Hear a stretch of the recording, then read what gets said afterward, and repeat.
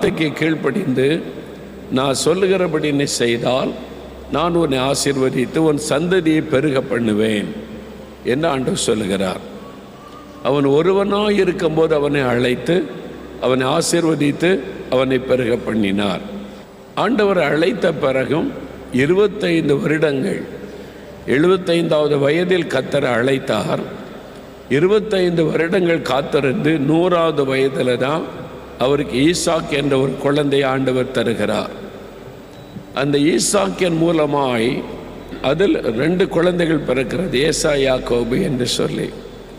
அந்த யாக்கோபுக்கு தான் ஆண்டவர் 12 பிள்ளைகளை கொடுத்து ஆசீர்வதிக்கிறார். அந்த யாக்கோபு தான் இஸ்ரவேல் என்று பெயர் மாற்றப்பட்டு இன்றைக்கு ஒரு பெரிய தேசமே அவருடைய பெயரில் இருக்கிறது, ஆபிரகாமுடைய சந்ததி.